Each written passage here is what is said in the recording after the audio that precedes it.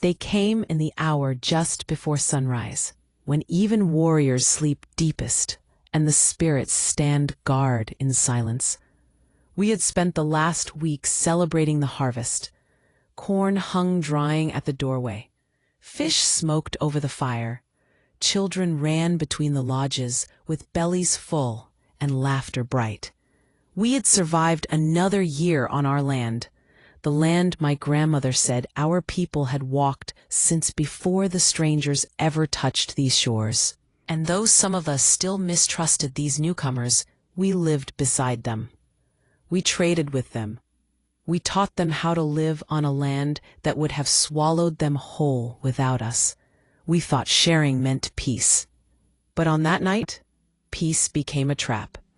They used our own lessons against us. I woke to the heavy thud of boots, something no one in my village wore. Fires flared outside, lighting faces painted with ash, rifles in hand, blades glinting beneath the smoke.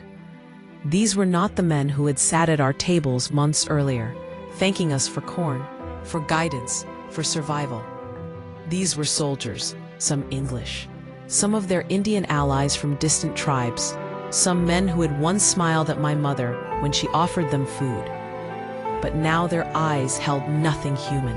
They knew exactly where we slept. They knew the layout of our homes.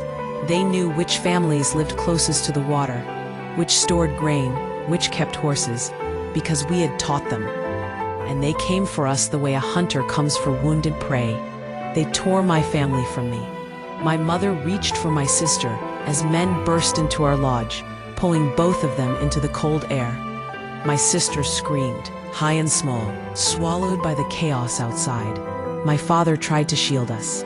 He stood between the soldiers and his home with nothing but his body and a carved wooden staff. My older brother rushed beside him. For a moment, just a moment, I believed they could stop the tide. But the strangers had guns. Guns we had watched them clean. Guns we had shown them how to aim at deer. Now those same barrels stared back at us. The sound that followed shattered everything I knew. I will not describe what I saw, only say that the world lost two protectors in the space of a heartbeat. I fell to my knees, but grief was a luxury I could not afford. My mother's cries broke through the smoke somewhere behind the lodges. My sister's voice weakened, then vanished. And I was the child no one saw, small enough to slip beneath the drying racks, hidden by shadows and fear. There I stayed while my world was torn apart. I did.